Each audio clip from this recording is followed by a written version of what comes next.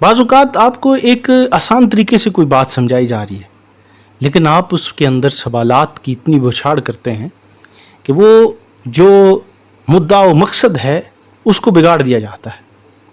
यानी कसरत सवालात जो है उससे मामला बिगड़ जाता है। अब सूरह बकरा को देखें तो इसका जो नाम बकरा है, बकरा का माना ही गाय है। इसमें एक वाक़या है, गाय का वाक़या। मूसा अलैहिस्सलाम के दौर में एक शख्स की मौत हुई और मारने वाला जो था वो उसका चचाज़ाद भाई था।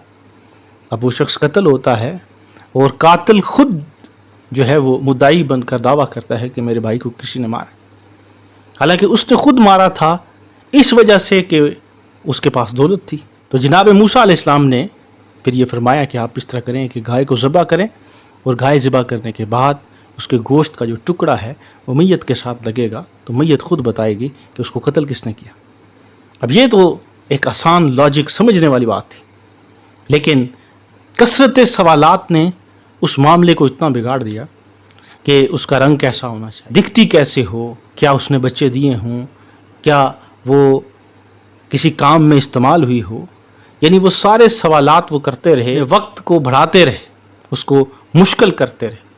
फिर वो गाय जिसको वो मुकद्दस समझते थे, फिर उस गाय का इंतखाब किया गया। फिर वो जर्द रंग की गाय थी, उसके मालिक ने उसको कई गुना ज़्यादा दामों में बेचा। फिर उसने शर्त रखी कि इस सूरत में इस गाय को मैं दूंगा कि इसकी खाल में इतना सोना भर दिया जाएगा। तो फिर ये उनके लिए और मुश्किल बन गया।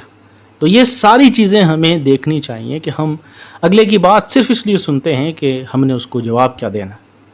शायद इस नज़रिए से अगर सुने और सुनते कि अगला कहने वाला क्या कह रहा है, अगर तो वो आपको बात उसकी पसंद आई तो आप उसको कबूल करें। अगर आपको उसकी बात को पसंद नहीं आई तो उसको बता दें कि आपकी ये बात हमें पसंद नहीं है। लेकिन हम A to Z किसी की बात सुनते हैं तो सिर्फ इसलिए गौर से सुनते हैं कि हमने जवाब क्या देना। इसलिए हमें कसरत सवालात से बचना चाहिए और जो हुक्म अल्लाह की तरफ से आ चुका है उसको मान लेना चाहिए, उसको तस्लीम कर लेना चाहिए। इसी में हमारी फलाह है, इसी में हमारी कामयाबी।